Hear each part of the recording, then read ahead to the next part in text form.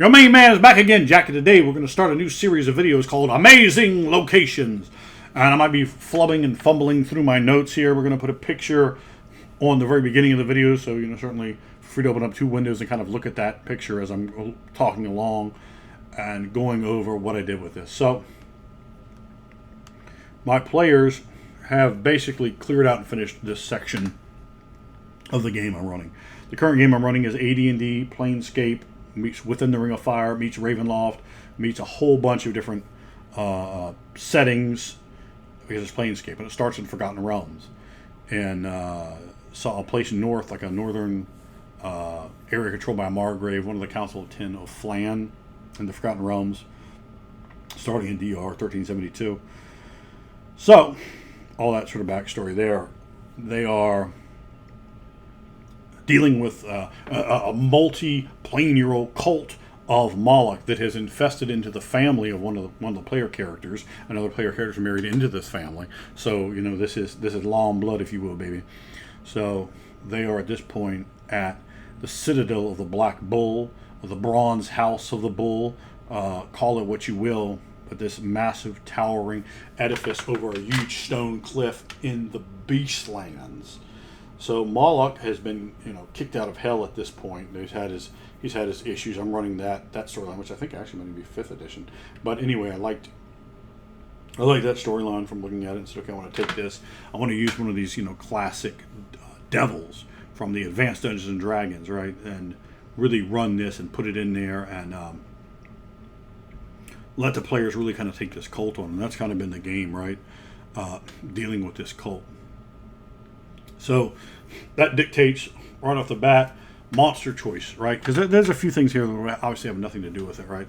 But for the most part, that's going to give us various things that the players are encountering, not always fighting, but encountering. So the cult. So for bad guys, we have humans, half elves, half orcs, and orcs. Those are often cult members. Also, then on the devil side, we have imps, we have lemures, we have bone devils. Chain devils were used. They really just straight up Cenobites, but they were used sort of in a bit of a different way. I used 2 daemons, or an Arcanoloth, and one that was specific that I made up. I used another devil, which was like a servant of Gorgon, who was like this man in yellow, who sort of helped the party, and someone were like, "Oh, fuck you." So there were some interesting reactions, and the players have played at times certainly ways that was a bit unexpected, which makes it interesting. There have been a few special devils that I've used throughout the game as well. And now, additionally, I supplemented that. I made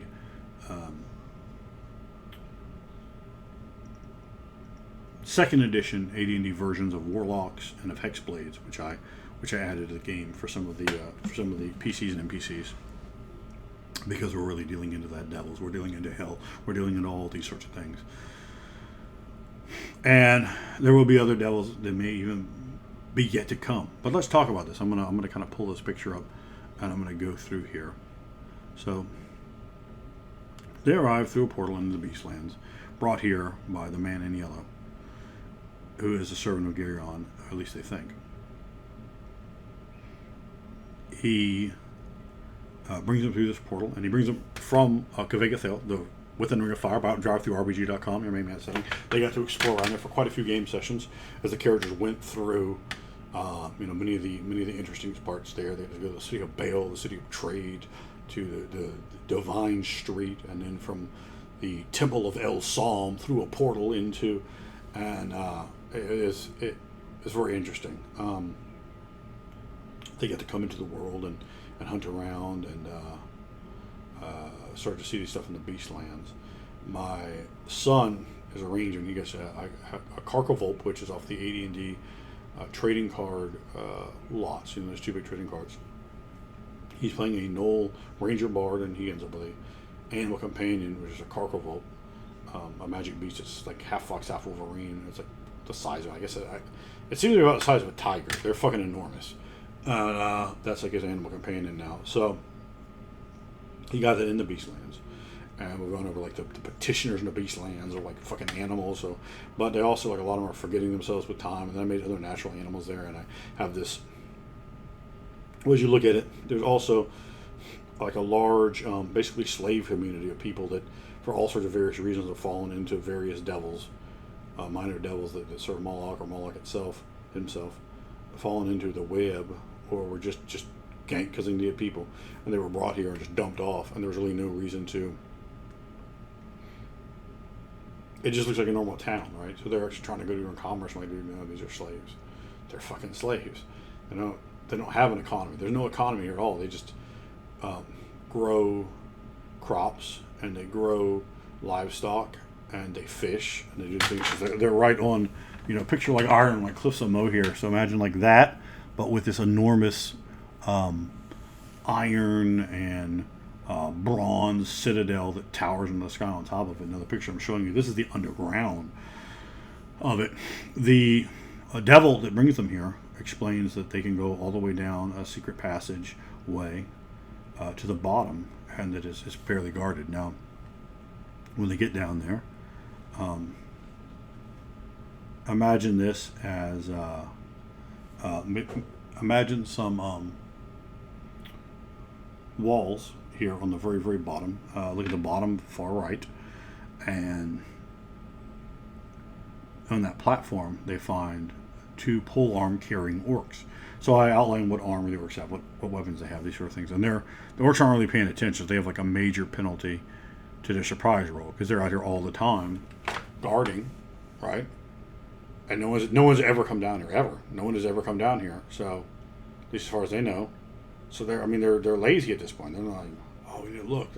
They're right on the sea face. So we're talking about the waves crashing in, the jetties, the rocks in the water, the smell of salt water, and that, and all of a sudden like they just get gang rushed, and there's just 2 of them. They're 2 orcs. I think they were like 4th level fighters. So we have 2 4th level fighters right here on the platform. You open up the platform, you go in there. There's a little, as you on the far right, you're going through there. Inside, there's a small area that has like a couple extra weapons and some various items that they needed for extra X, Y, and Z reasons, like maybe some clothing. There is some ropes there, this sort of thing. Off on the jetties, they're able to, because they can't see from this angle, but they can actually get to some like rowboats and this sort of thing tied up. As they go across the bridge here, and there is what it describes actually a door here because they needed a door.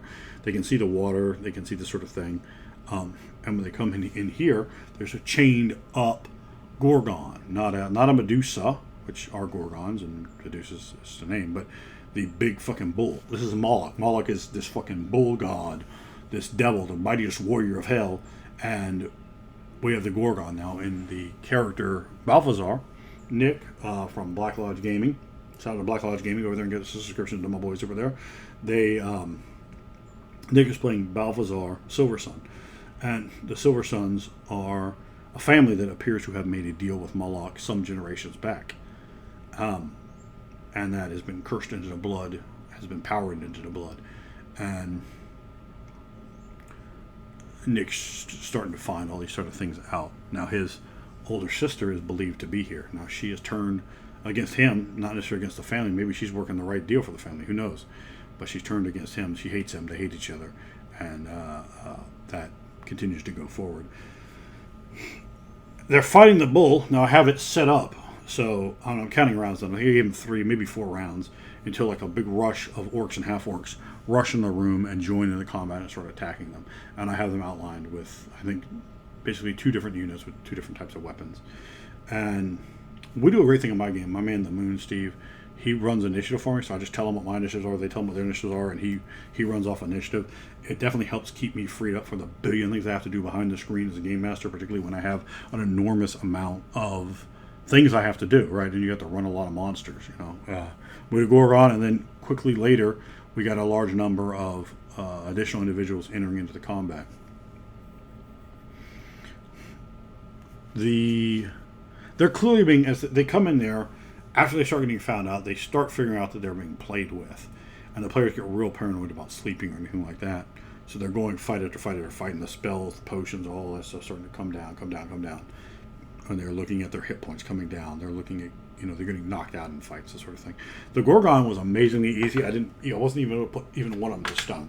So the monsters here know what the Gorgon can do. So there were potions of flesh to stone, or stone to flesh, yeah, for their own benefit.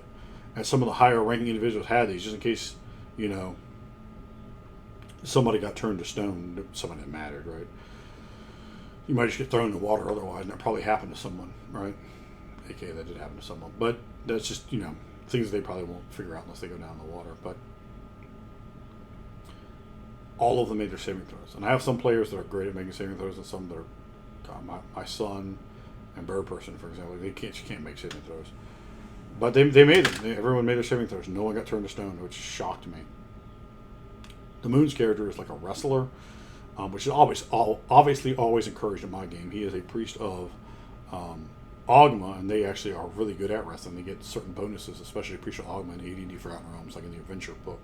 They get special bonuses to wrestling. So he wrestled it. He took it down. He's like, well, does it have the fucking gimmick in the nose? I said, absolutely. Why wouldn't it? And he grabs it by the gimmick and just takes it down with his strength. And he wrestles it, and it tries to break free, but it gets wrestled, and they just go to town on it. They start beating the living fuck out of it, because at that point they're getting like a +4 to hit, and they have, they're not high level, but even at the beginning there, they have, I think all of them are at least 4th level, which means 4th level character has a little oomph behind them, so they're beating the shit out of it. I think they killed it before the orcs even came in. And as you can see, there are multiple layers, right? So we're talking about these braziers, they're burning, and this kind of a sweet smell. And you're talking about the fucking gorgon shit, and the gorgon fucking has that, that like armored metal platings, right? Talk about the fucking fireplaces over here, the wood. Talk about this fucking device up here. Like if you look at on the right side, up just past the little water, you can see the. And I had to add a few doors here and there to make things flow properly, but they're up there on the high platform. A bunch of them go up on the up platform, and then a bunch run down the steps. So they're attacking them as they're coming down the steps. They are, having to fight the guys. They're having to ascend and battle guys that are raining down shots on them. And as they came in, there were 3 wizards with them, like 2 like wizards apprentices, and then one who was like I think a 5th or 6th level, and I think it was a metatone. I write up spell books, so but you could take a spell book. Like a spell book isn't just 19 spells. Like it has, the wizards might have their name in there. They have like notes. They have processes and the hypothesis. So they're written differently, right? You just are sort of distilling this esoteric wisdom out of a spell book as you're learning spells. But it's just a book, right? It's written and has like a lot. It's like a journal. So it has a lot of personal information. So which is great because I can actually tell a character's story, because they're going to take that book. They're going to read that book with Read Magic and go through it. And of course they're scared at this point, because one of them almost got killed opening a spell book. Spell books aren't always trapped in my game, but sometimes. And Bird Person, he had a book with the runes, and I even like very vaguely described, like there's the fire trap, I think is a spell, and he opens it, it explodes in his face, and it almost killed him. It knocked him out, and I'll let you go in my game to 1 hit point below your constitution. Like if you had a 10 con, you could go to -11 hit points, and then at -11 you're dead. Also, if you're incapacitated, almost everything, there's a few things that will incapacitate you and not make you bleed, but you're basically considered bleeding or dying. Like every round, which is a minute, lose another hit point, and there's no stabilization rolls or nothing. You just lose a hit point to you're dead. Somebody can come by and heal you. Somebody can come by and use anything to stop you from doing that. But people, you may be unconscious for a long time. It depends on how heavy. It depends on the party, right? Like, what do you guys have? Are you guys a cleric-focused party, a healing-focused party? In this party, we have a split-class cavalier. I let people multi-class almost anything they want. I don't really care. We have a split-class cavalier, especially priest of Helm, and we have a full cleric of Ogma, and we have a druid. So, I mean, that's a strong contingent. There's 7 players in my game, and 3 of them can heal. And AD&D bards cannot heal, so my son, who is a bard, he just basically has some wizard spells. I do allow bards to cast in light armor with no penalty, so up to a chain shirt. And I do use chain shirts even though they're not part of this edition, so they're just, AC 6 armor as opposed to AC 5 armor as chainmail is. And I let bards be able to cast in up to that, because otherwise a bard is kind of a shit class, honestly, in AD&D. They come up the steps, and over here, left side, as you come up the steps on the left side, at the bottom, you turn into the left. There's a door there, so I added a door here, and they open that up. Now, it's designed to try to pin cushion the way I've designed it. So there's the door up here. You can see the doorway. Well, that was a door. So I'm suspecting they might go through that way. If they did, they were opened up into a large fight in the hallway against a big group of enemies, and then the other enemies who were here were going to walk around behind them, and they were just going to flank them.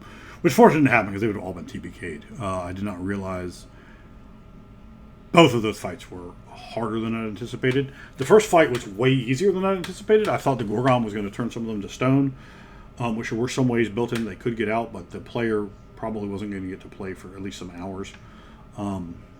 And if there was multiple players that happened to, somebody might have lost their character. Because they could have all, and they could have also all lost their saving throws, because all of them had to make saving throws for petrification, and they all made them. So, that's the roll. That's why we roll the dice, and sometimes you got to make the stakes high. To me, a Gorgon is no joke, and it's very thematic, because this is the bull god, right? This is the devil of the bulls, if you will, the bull of the wolves, baby. If you understand what I'm talking about, it's the man Moloch, the Midnight Rider, baby. Who he could be? It could be, baby. And them horns is popping out the mask. Who could know? Now, Moloch gonna do the job, the dusty rolls, baby. You may be in hell, baby, but this bionic elbow comes straight from heaven.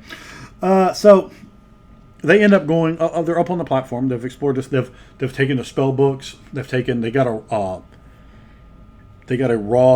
wand of fear, which one of them ran all the way out of the thing. And Austin got hit with a wand of fear, and had to run.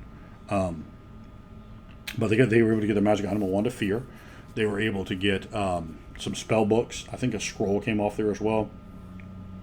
And obviously a lot of mundane equipment. I think there may have been a healing potion in this equipment as well.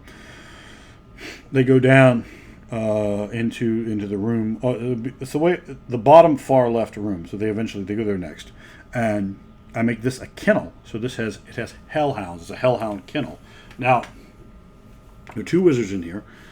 One is an apprentice. One is about 6th level, I believe. And they are getting annihilated. I think I had 8 hellhounds, plus there was what was the pack leader was actually an imp, and it's disguised. Its alternate form, it could look like a hellhound. So it was attacking differently. It couldn't sting, doesn't have a tail, but it was basically able to attack with a bite. It wasn't as tough as a hellhound, but you did need I think a +1 weapon to hit it. So when they were fighting the hellhounds, the way I ran hellhounds is they can attack and breathe at you at the same time, and they were fucking the party up. I mean, they almost got TBK'd. Woogie, who's playing a druid, really ran well. He previously was a priest of Tyr, and he switched over, so he kept a couple of abilities at low level from Tyr, like some of the spells he already had. I said, it was a whole storyline reason he done that, so it was cool, and I let him keep certain abilities. But I just said to see he had hold person, and he cast hold person and hit the apprentice with that, and I think both of them had to make a saving throw against it, and the main wizard made it, and the apprentice failed. And then he cast charm person / mammal the next round on the wizard, and the party they are getting fucked up. I think a bunch of them are already unconscious, and he makes a save, and he's like, "Yo, what are you doing? We're your friends. Da da da. Stop this." And he's like, "Oh yes." And so he has like a dog whistle. He blows that, and the hellhounds all kind of come to heel, and they're like wanting to get at him, but they don't. And the imp, it's a familiar, so it's like empathic, like something's wrong here.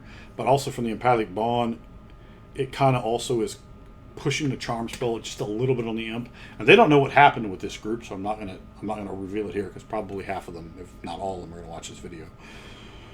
But that is the room right there on the bottom far left.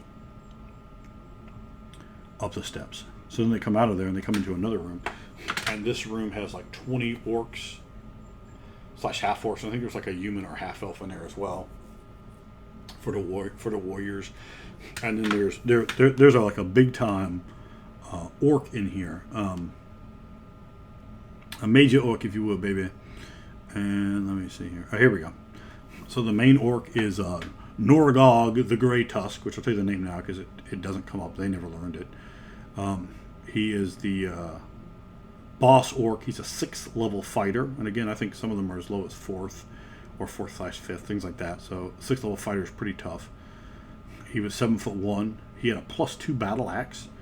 He was specialized in it. He has a total FAC of 11, strength of 1844, hit points of 43, scale mail +2, and it also, in addition to being scale mail +2, it also gave the wearer also gets a +2 bonus to poison saving throws in addition. So that was very nice. He has a healing potion that did 3d8 +3 damage, and he has a glass jar with an imp in it. The wax stopper, written in a strange language, which is celestial. He also had 3 emeralds. I'm not going to tell you what they're worth because the players don't know yet. But he had 3 emeralds, 1 sapphire, 80 gold, 1 platinum piece on him as treasure, and he had 1 skin of sweet wine. And the food in here was like really, really high quality. That's something I kept putting over. It's not like orc fucking fare. This is like, on a scale to 1 to 10, all of this was at least a 6, and much of it was significantly higher than a 6. He also had 2 roots on him, which with a herbalism check would let you know that they could each heal 1 hit point when eaten. So they were like very minor healing ability, but that's Norgog, and the +2 axe is now on one of the characters' newly acquired henchmen out of here.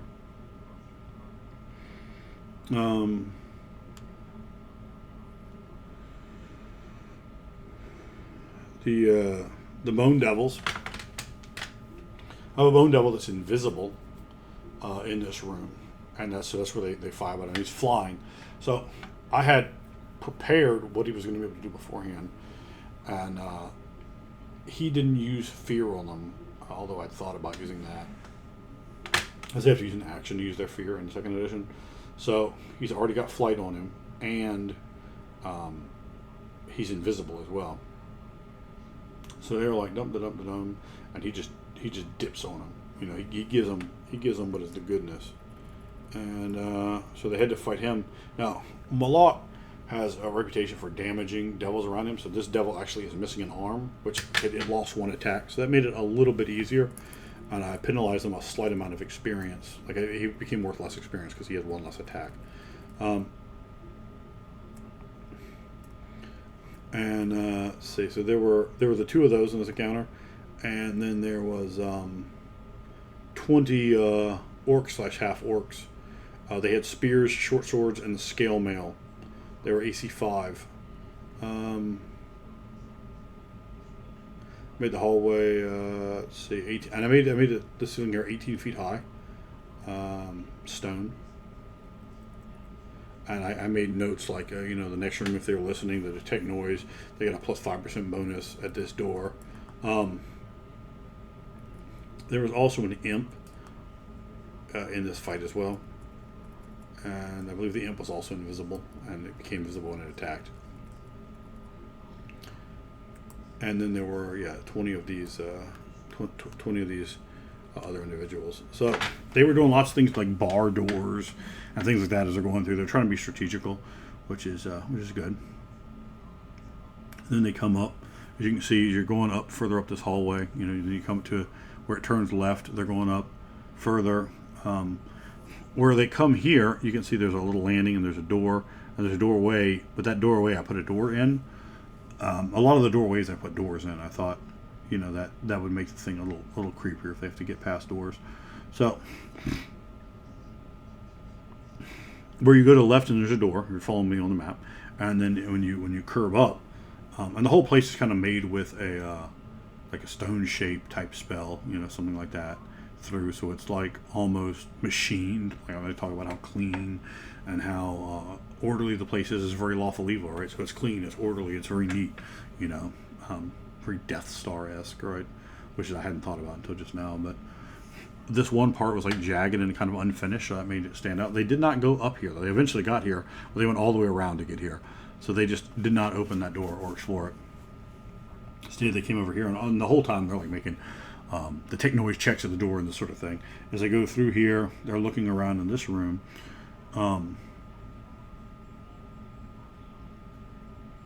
And you can see what looks like a bedroom there, right? So, all right. So if we're inside this main chamber here, all the way down, I put like barrels of sweet wine, of food, of this sort of thing. And then they see a door here, and then they look around the door. There is written in angelic. There's all these like angelic runes on the door, and there's magic there, and they start casting take magic, and it's sort of this really blinding white light coming off of it. And I think Frank tried to use read languages and failed to read languages roll, so he wasn't able to deduce it was angelic or what any of it said. But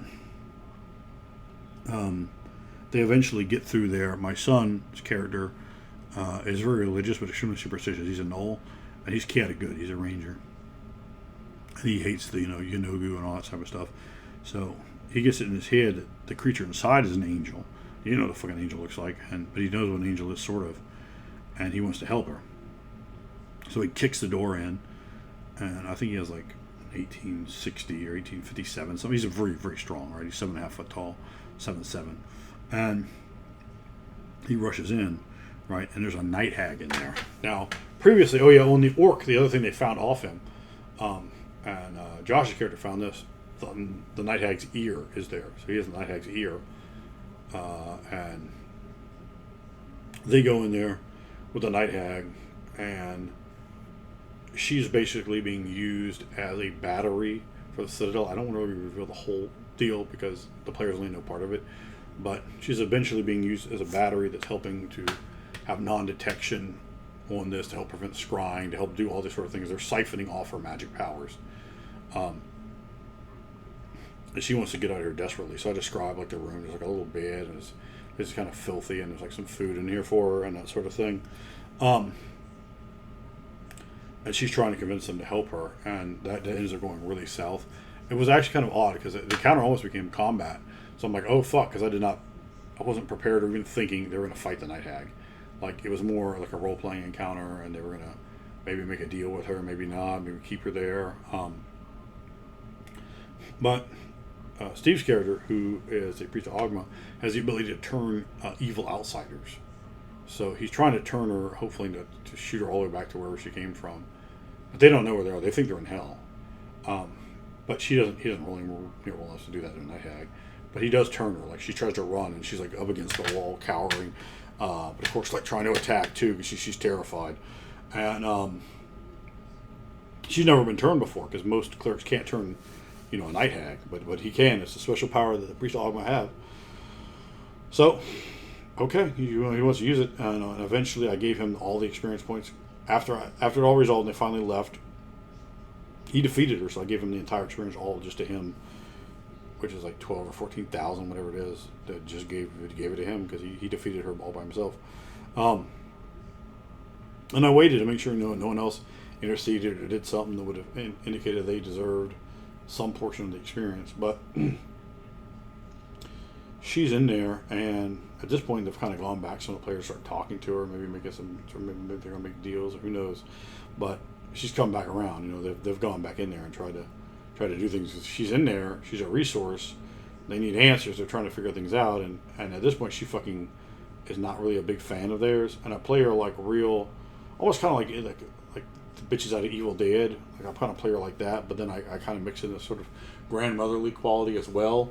And she'll, like, she has fits because she's like, A, she's being hurt by the place, and B, she's really fucking angry just in general because this is so insulting to her pride that she's captured here. And she has a lot of information, so she's already given them a little bit, trying to wheel them in because she wants to get out of here, right? But the problem now is that they're like, well, is she going to fuck us up if we let her out? Is she going to tell other people to come get us? Because we'll fucking piss this bitch off. So that's become a really interesting subplot that they created that I was not necessarily intending on having anything like that.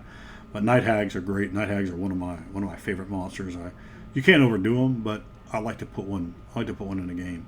Not every game, but every other game maybe. So they're not done to death. But I have a very strong handle on role playing the night hags. The players are very impressed with how I role played. They're very, very pleased with that. So we can see from this room as you go up to the north. They come up there, and we have two thieves in the group. They're both multi-class thieves, but thieves are all the same. And they both went up here and they started exploring out the area. As you can see, we got the platforms and the steps. As they go up here, I put a lot of the doorways have actual doors on them. And they come over here, they see a withering mass of lemurs, right? Which eventually get put to the torch for their own tactics. But it's like something out of like a David Cronenberg, right? So this like pudding of almost like humanity of monstrousness. But there's this golden bull, right? Again, or was it? Yeah, it was gold. Yeah, a golden bull. So remember, we're talking Moloch. We're talking bulls. So we gotta build things up. Okay, what are we gonna have here? Let's use the motif, the bull motif. So this is like a statue monster. It's not quite a golem, but like a statue monster. And they get it over here. I give players,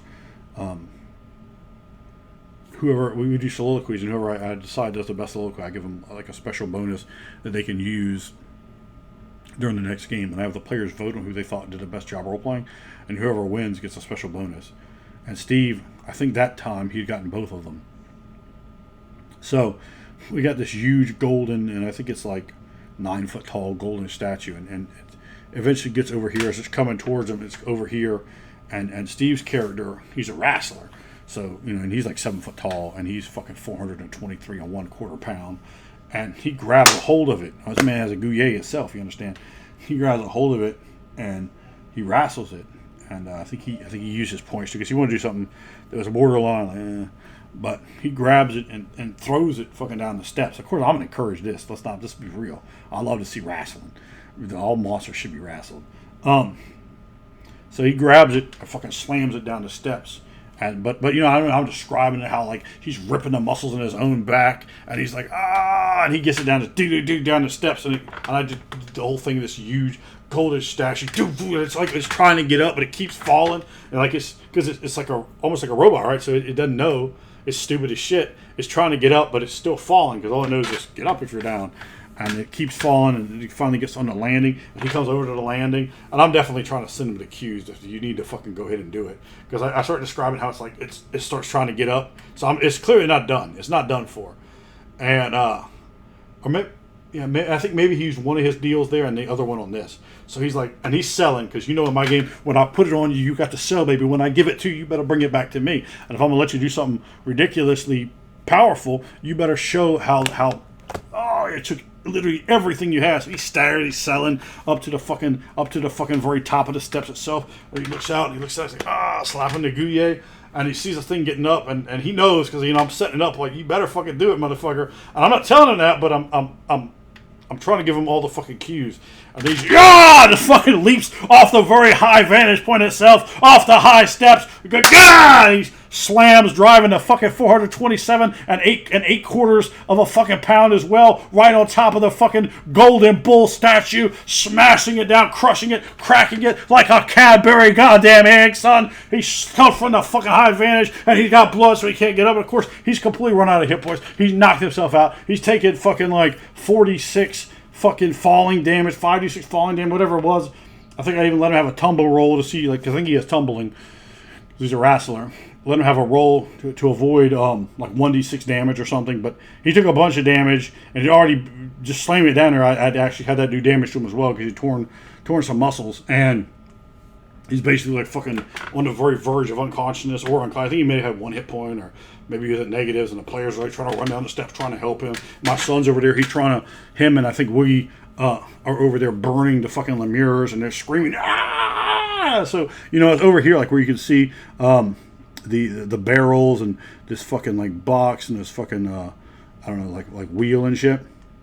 I had the whole place covered in Lemure flesh, just moving and undulating in this fucking orgy of worship to Moloch of these fucking inferior devils, and the guardian itself of gold. But then out breaking forth from the fucking thing, there's somebody coming out, and they see a fucking black morning star coming out of inside of the fucking golden statue. And they're like, oh, what is this? And then they see it's selling itself. It's like looking around all fucking confused as fuck. And it's a person. That's that man, Matthias Calathea, who is a paladin himself of Eldath, of peace. And he's looking around like in complete confusion. He's part of an adventuring party that had been here 10 years before and had been defeated by the tactics of Moloch. And basically, you know, they may be dead, they may be gone, but he had been put inside of the statue to power it. So that's like another tip back to the hag. Like, they're using people with magical power. A paladin has magical power. A paladin has the sources of holy potence itself, of Eldath inside him, and they're using those batteries to power this fucking golden robot through magical fucking abilities of Moloch unknown to the likes of you watching this video. And he's talking like, where am I? What's going on? Who are you? Where's Janath? Where is she? What's going on? And he's looking around all confused and shit. And they eventually figure out like he's actually a good aligned individual, and they start like getting up with him and helping him and help get him up. And I think they might have even healed him because he only had one hit point. And the statue itself is gold, so that's a big treasure. It's like hundreds and hundreds of pounds of fucking gold, like some of it now in broken pieces, and you know, so that's a big part of treasure. You know, thousands of gold worth of a gold statue. And they get up and they begin to move up through here after. I mean, there was a lot of selling, role playing and stuff going on here with this deal, and they get out and come around into this area. So when you see on the far left-hand top, you can see a large number of, up against the walls, there are basically a large number of cells. I think there were like 8 of them. And only 4 of them had anyone in it. Oh, you know what? Well, I'm going to need to backtrack and tell you something else, but let me describe this part first. So, 8 cells, 4 people in them, 3 men and a woman, and they start like really being real cautious, and eventually they're talking to him. They start letting him out, and as they open the cell to one of them, I forget who opened it. Might have been Frank that went in there. He got fucking jumped, and it was basically an individual under an illusion spell or a polymorph or I know. Yeah, I can't tell you how because they never figured part of it out. But he looked like he was all but draggled individual, and he starts attacking them like with fucking a dagger and poison and shit. And he almost fucking gets a hold of Frank and does a murder on him. So he's basically set up as an assassin there. That was the second assassin they encountered, and the man did have the assassin class, but they eventually killed him. They did a butchery on him, and it basically went into Frank teaches Austin's character basically learning the weapon proficiency dagger. So that kind of went into it though. And Frank loves to get into hyper violence because this guy fucked on him. So it's fun. Like if you fuck on Frank, you know, particularly if he can get the upper hand, if he gets beat on, he really wants to get a strong comeback. And he sold, and he's good at selling, but he got a strong comeback on him and did him the murder on him. But down here in the room with the hag, as they're sitting there watching the hag, and I'm describing, you know, they have this water and wine and stuff, and Nick's character Balthazar is going to like drink from his water skin, and Frank has the non-proficiency observation out of Thief's Handbook, and I said, okay, roll observation. He did, and he made it. So okay, what I see, and I pulled him aside. So basically he caught an individual that was invisible creeping on Nick and dropping some poison into his water skin, as Nick is like just standing there like about to hit that water skin that had fucking deadly poison in it. And he goes up there, and then he would come back in the room, so Nick doesn't notice. And I say, all right, Nick, act like you're drinking something. He goes, okay. So he does that, and Frank just grabs him. And Frank's character has AT double aught strength. He's a wood elf, and the way I do +1 strength for fighters, if you have +1 strength, it doesn't raise an 18 to a 19. It would raise an 18-1 strength category if it's an 18, right? And he rolled a 92, and I have them all roll right in front of me. So he rolled a 92, and that bumped him up to an 18 double aught. So The character's massively strong, right? And he grabs the arm. He's like, no! And Balthazar's like, well, Balthazar's this haughty, lawful evil, fucking hexblade. He's a prick, but he's of the son of the Margrave of Flan, of the Council of Ten. So he's kind of like looking at him like, fuck, you could touch me, motherfucker, and then he like describes what's going on. He's like, oh, and then so it softens up. There's this good little drama and tension for a moment. So it was nice, and. After he does that, they eventually, and the guy ends up backstabbing, and Nick does get backstabbed in the process of this. Like while that's going on, the guy he sees his cover's blown, so he hits Nick with the gimmick and hits a backstab and does a lot of damage to him, and that makes him come out of his invisibility spell. And it's of course he's just there by himself, so he gets just fucking annihilated. And I think the whole time the hag is like laughing at them, like like yelling about what's happening and so forth. So back then, they're the second assassin, and then they go through. As you can see, the top left-hand corner, you can see it goes through into a room, and then that room opens up to another room. That room opens up to another room. So they go in there, and they see like there's this big like stew pot of food. So clearly someone had come down from here. Like there's a big pot ready.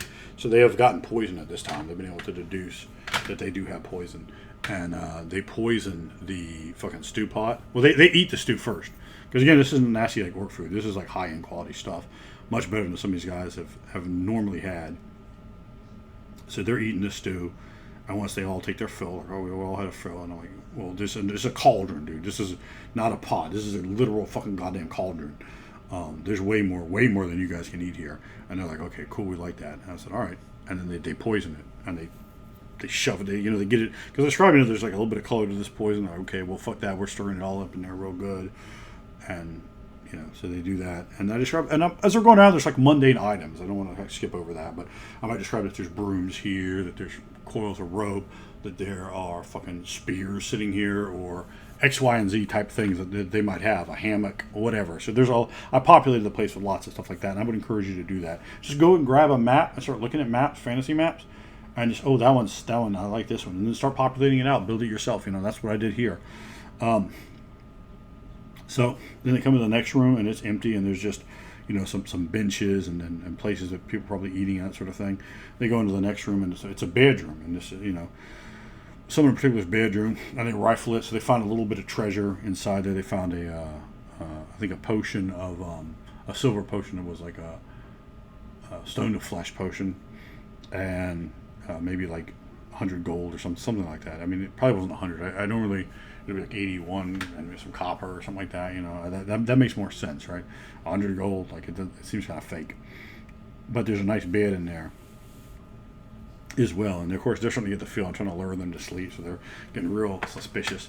You go off there on the on the top part in the middle. You can may see a bridge there, a stone bridge.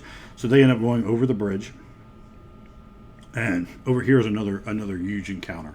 So they fight a big encounter, and then this was a good one. Some of the stuff I've actually deleted now.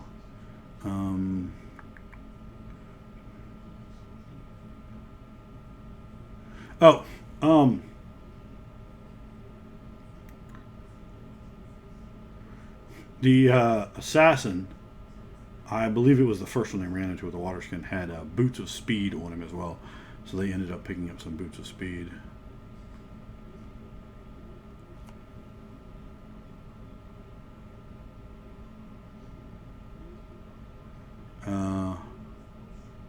Matthias Thayer, I use for the face claim, the wrestler Waylon Mercy, if you want to look him up.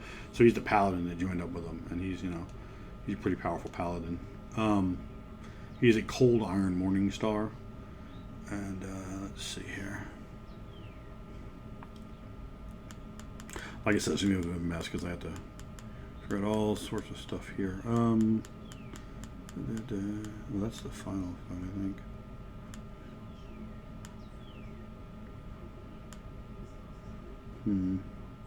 Yeah, I may have actually deleted this one. Anyway, I can tell you what was in there. It doesn't matter. All right. So as you see the water, inside the water is a trapped water elemental that is fucking furious. So as they come across the stone here, they start getting pincushion, because this part here going across the stone bridge, the other part is open, and people are like just shooting crossbows at them. So I made there were 4 different like initiatives basically. So there were 4 different types. There were I think 10 human soldiers, 12 orcish soldiers, 2 wizard apprentices. I think 3 wizard apprentices and a wizard. The wizard was like maybe 5th or 6th level, and the apprentices were probably like 3rd level, and the human and orc soldiers, they basically had different weapons. Like the humans had like I think they had light crossbows, and they had long swords, and they were better equipped than the orcs were, and they had more hit points, so they were a little tougher. And the orcs, I think the orcs had spears and short swords and scale mail, and the humans had chain mail, long swords and shields, and a light crossbow. So again, that's 26. That's 26 against the party. And at this point, though, they have picked up some NPCs. All the NPCs that they released, the other 3, are in the process of becoming henchmen. They've all become henchmen now, but I had them like making charisma rolls, the reaction adjustments, and things like that. And it kind of let it feel out like who went where, right? Frank has a shit charisma, and the thief in the group was gravitating towards him, but he failed his charisma roll, so he ended up becoming Austin's familiar, or Austin's a henchman. So we're using the henchman rules, adding to the characters. I try to make charisma certainly a stat that matters and makes sense in my game to be very important. Not a dump stat, not unless you want your character to be the jack. But Frank's charisma was bad, Austin's charisma was great, and he ended up getting a hold of this guy. So basically, you play your henchman. You know, I'll tell you like, oh, that's out of bounds or something, and give you some advice and tips and directional points. But you play them, you roll for them, you figure them out. That's it. There are 3 of them out of there. A female warrior, who I use like Beth Phoenix for, and she's become Nick's henchman. Nick is tagging it out.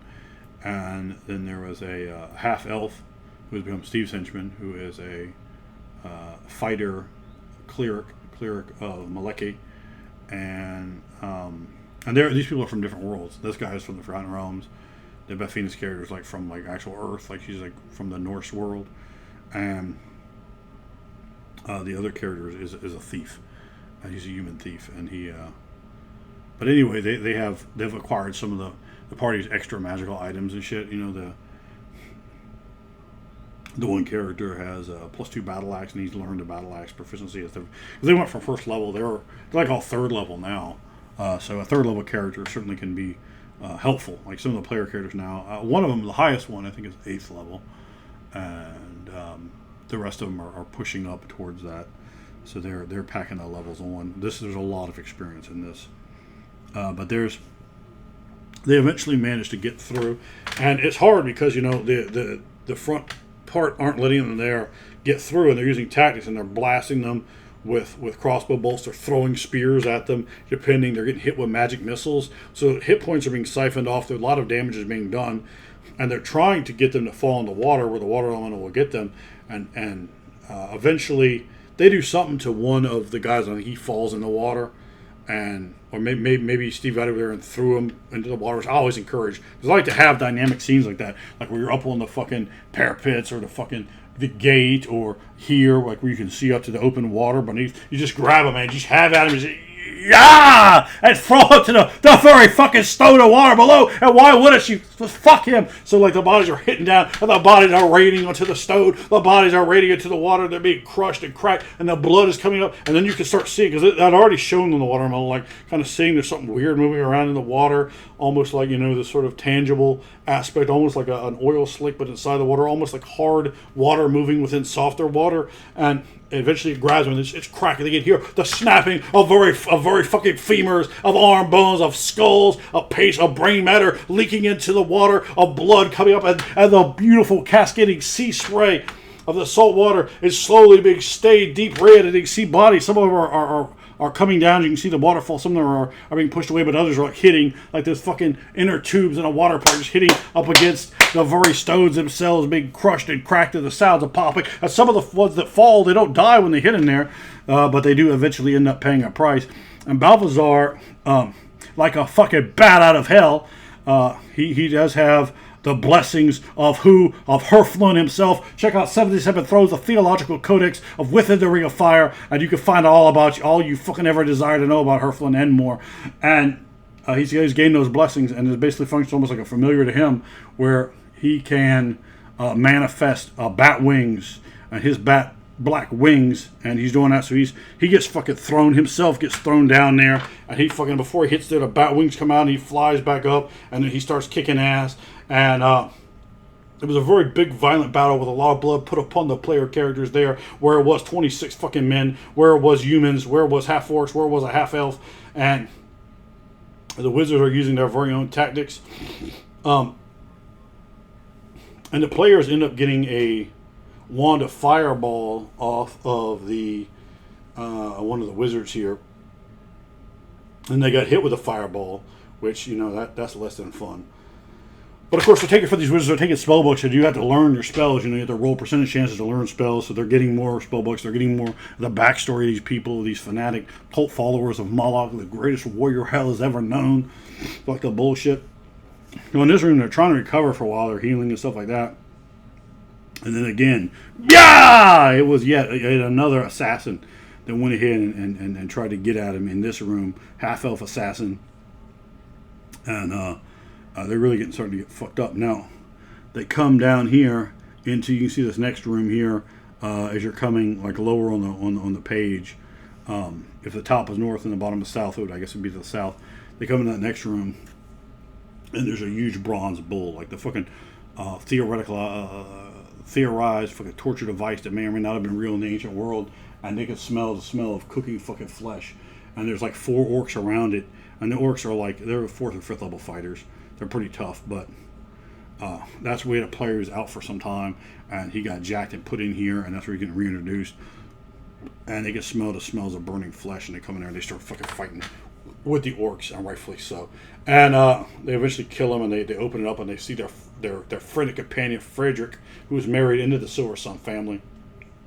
And I describe his flesh like almost like it's just been completely exfoliated, like peeled off. And he is, of course, an Asimar, and he is of the line of Hyperion, the great titan of above, of the heavens himself, brother. And he's getting the fucking word from Hyperion is coming in and basically being pushed out just enough, the power just so far away, the fucking divination being pushed back, but he's being just able to be kept alive by the power and the fucking glory of the man that's 24 feet at 24 inches tall, of the largest arms in the multiverse, brother.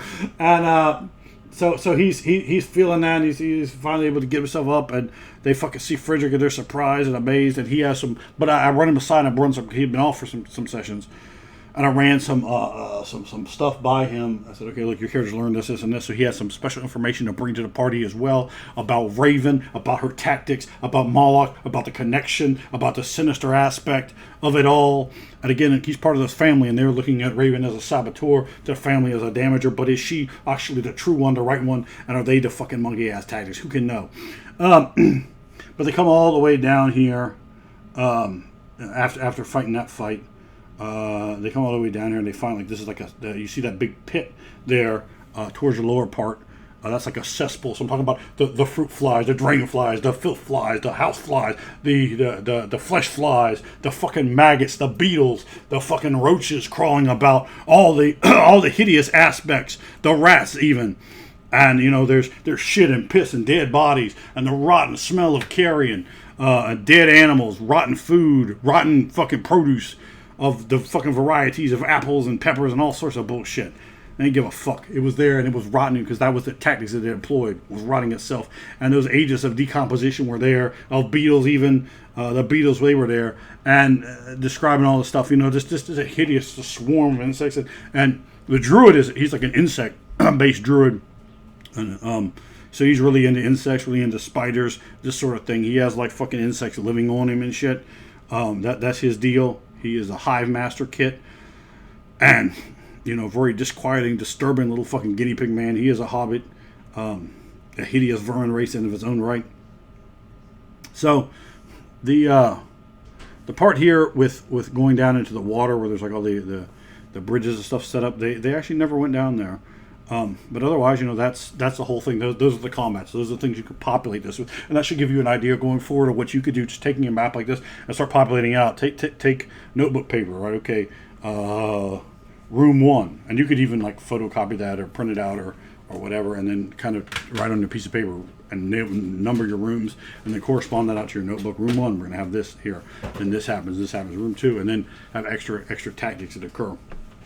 Now I placed a stairway up to the top of the tower, and the tower itself is many stories tall. Because this is just underground, right? But I put the tower here if you go on the right hand side towards the top, that room that opens up, I put a stairway there. As they go up there, they come to this huge throne room, and I have a picture for the throne room that I show them, and it has fucking banners, and the banners are the black fucking bull itself, the same sort of banner, the same sort of sigil, the same sort of heraldic marks that you saw even there in the Silver Sun Manor, in the far northern reaches, in the mountains, in the silver mines of Flan, and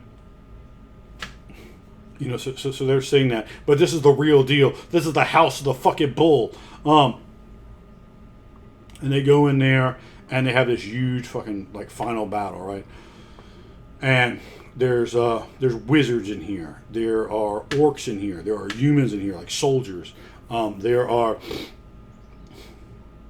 imps in here, and there are bone devils in here, multiple bone devils. But of course, also there is a fucking minotaur. The Black Death Minotaur himself is in here, and he is a Hexblade class as well. And he has the fucking championship title, and the title was on the fucking line. He has the fucking the girl of giant strength itself, the most coveted of items in my game, because it's going to be about wrestling. It's going to be about the championship title. It's going to be on the line, and men look upon that and they say, listen, you're the champion, but I'm going to be the next champion. I'm going to defeat you. I'm going to reign. I'm going to be in the main event, just the way it always should have been, just the way it always could have been, and it will be that way yet again, my friend. And they fucking went to that ass, and they were battling that ass, and the Minotaur himself was big and black and fucking had the big horns, and I had a picture for him, and he was badass, and he was beating ass, and he had a two-handed sword which he whooped that ass with, and he had a chainmail shirt which he whooped that ass with, and he is the Hexblade, and he is using the fucking cursed tactics. But up in the air, on black wings of her own, on the raven wings, is Raven. And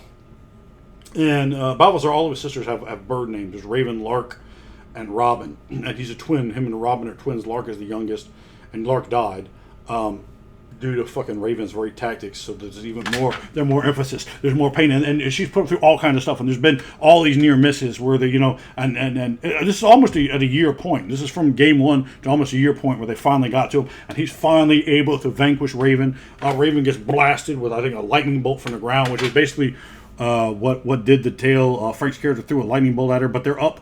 And it's a huge vaulted area because they had to fly and fight, baby. And he's got the bat wings, and their father is played, of course, the face claim of that man, the late great fucking man himself, Meatloaf, Hawthorne, Silver Sun. So we're using bats, right? We're using this motif, but we have the bat motif, right? We have the bull motif. You understand? We have the raven, the fucking bird motif. So there's different animals. They're bringing different elements. They're bringing this different aspects of nature, of the natural world, of the supernatural world, of what does that mean? What does a raven mean? What does a bull mean? What does a black Anorak bull mean, baby? What does a bat mean? And what does a bat out of hell mean? So we have this whole deal. Not to go to the whole backstory there, but it means a lot. There's this emotion put on it. There's heart, pride, soul, and mind put on the line with blood, so you can't get up, baby. And there's going to be a Donnybrook in the main chambers, in the king's room, in the throne room, if you will, with gloom and doom, baby. And they're up, and he's immediately, when he sees her, and Nick's eyes are just light up, and he's, I'm off, and with the fucking wings, and the bat wings, the bat out of hell wings, flying into the air, and he has the silver fucking broadsword, the family broadsword, of which there are two silver swords of the Silver Sons, and he fucking brings the sword itself into bear, blessed by none other than Wither of Fire, 77 throws favorite son, Pelgin, and Pelgin says, this bitch. So his sword is now doing, it's a +2 sword, silver sword, vampiric tactics. It has also the tactics of +4 versus women, and it's quick to go to a woman. It has the masculinity of it. It has the patriarchy. He's bringing the patriarchy down on her. She's trying to come back and say, that patriarchy, I'm going to break the chains and shatter the glass ceiling. He said, the hell you will, bitch. So he's very much the sort of anti-hero, this sort of dickhead, this sort of villainous, tactic-minded individual, and it's bad versus bad, it's evil versus evil, it's dirty deeds done dirt cheap in the fucking dining hall, you understand? And he brings that fucking pip hand of Pelgan himself with the ring of fire. Look it up, 77 throws. See the best divinities you've ever known or ever will know. So they're integrated. They're brought in. And we have Damar, the fucking druid with the fucking insect tactics, has learned of Damar, has learned of the apples, has learned of the tactics, has learned of the earth itself. So those have been brought in the game as well. And he feels that power of Helga, that Pelgan, that bright hand, that hip hand is strong. He's feeling, and we're playing Meatloaf songs. We're playing, like a bat out of hell. We're playing that, and he's getting beat down, and she's beating his ass, right? But his sword has some vampiric tactics, so whatever the magic bonus of damage is to it, he gains his hit points back. So he gains not a lot, but a little bit of hit points back, which is really helping him stay in the fight because she's fucking hitting him with tactics. She's a warlock, you understand? And we're playing a fucking Doro Pesh for her. You know what I'm saying? We're playing Princess of the Dawn by Accept. We're playing I Rule the Ruins by fucking Warlock. We're playing other Doro songs. So we're really bringing that in, bringing that music, bringing that rock and roll, bringing that fucking heavy metal to fucking bear. And, so all this is going on, this frenetic energy pace, a lot of high energy is taking place, a lot of emotions are on the line in this final confrontation in the goddamn throne room of the fucking Black Bull himself, and the tactics are to advantages of who knows who. But, he's being damaged and defeated at, I think she actually takes him down, and I think somebody comes and fucking, I think he got healed up and was able to get back in the fight, and she gets blasted like with a lightning bolt. She had him, but he flies and comes back, and yeah, it's that fucking silver sword right through the skin, right through the flesh, right for the fucking organs themselves and the blood, and it can't be none other than on the ground, and comes spewing out as she falls to the ground, and it gets into a situation of he's slain and defeated his older sister, and then he's monologuing, he's soliloquying, he's with the anguish, with the turmoil, with the pain, and as he looks down at her, and they see the fucking man in yellow there, and something grabs the fucking body and pulls it straight down to hell, but his left, she had these earrings, magical earrings, and they are earrings of protection against normal missiles. She had something else that was left there. Anyway, it didn't matter. But he's there. He's fucking shattered. They've killed the fucking Black Minotaur, leader of the cult, and they you get a +3 two-handed sword off him, +3 chain shirt. They get an ion stone, which I'm not going to reveal what that does at this particular time, and they get the fucking girdle of giant strength itself. So he has all these tactics on him. So this is a bad, powerful motherfucker. This is a motherfucker of multitudes of levels himself in the Hexblade class. He's using the Hex ability. So it was a hell of a fight. They got the fuck whipped out of him as a party, but they did come out on top. And after they killed her and him, after the two of them died, that was when the fight ended. Because all the devils basically fucking started making their retreat. Because there were imps in the fight, there were bone devils in the fight. I think I had 3 or 4 bone devils in there, and maybe like 4 imps. So it was a brutal, violent fucking fight. And the door itself, as they open it up, it's trapped for the first person to come there. They just bam, it just gets a hold of them. And I can't remember who went through first, but whoever did it, just the whole thing just exploded on them. I did I think 66 damage it did to them. So a lot of fucking fire-based damage. But it was a hell of a combat there. And of course they go off to explore the citadel. They find a huge treasure room finally. I think my son's character found the treasure room. Yeah, you found it? Yeah. So he's yelling, yeah. He's sitting there secretly listening to all the fucking forbidden lore itself being spilled out by your game master, by your main man, goddammit, into Dungeons and Dragons and Environs. So he finds that, and it's all these beautifully stacked, because it's lawful evil, man. This is a fucking house of the devil. So it's all these neatly stacked coins out, bank vault style, and this fucking kind of good fucking ranger, goddamn monster Knowles, knocks all the coins everywhere. And he's brought his damn Carcavolt, which is the size of a tiger, so he's going, just peeing everywhere. He doesn't give a fuck. And so it has, I think there were just slightly over 60,000 coins in it. Copper coins, gold coins, silver coins, even some electrum. There were some fucking steel pieces from Dragonlance because there were different realms that brought in. This is where they brought their treasure. There were also a large number of scrolls, things they weren't able to use at the moment. They picked up various scrolls at other points, and other scrolls were sitting in here. Scrolls of a druid nature, clerical nature, of a wizard nature, and I have what level the spell is. Cast as, like, this is cast by whoever wrote the scroll was 9th level at the time, right? And all the names of the scrolls, the spheres, the schools, what have you. And the players were happy to get a hold of those. There were a number of other items in there. There was one really expensive item that I don't know if the whole group knows about, so I'm not going to mention that because one of the players swiped that. There were some onyx. There was some jade. There was a jade bowl. There was a bunch of pearls, because again, this is a seafaring community. They're right on the shore, and pearls are very important because you have to use a pearl, at least 100 gold piece value for the identify spell, which I heavily enforce. You got to have that pearl, you got to have that wine, you got to have that owl feather, you got to have all the tactics in place to cast the identify spell, just the way you always should, and you can begin to learn. And I do make the identify spell a bit stronger in my game. You basically tend to know, outside of any small rare coincidences and tactics, you basically know what the item does, because at some point, you kind of just need to be able to know what an item does.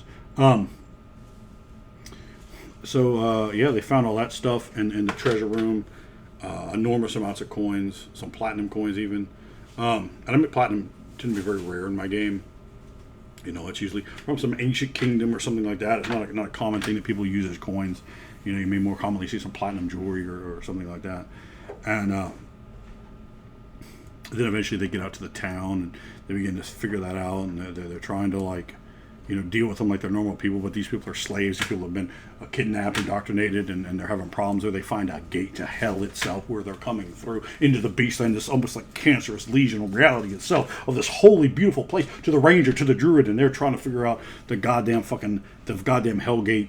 They followed. They found that those where the devils, or the bone devils, they had a legion of them in here. Then they had a daemon, something from.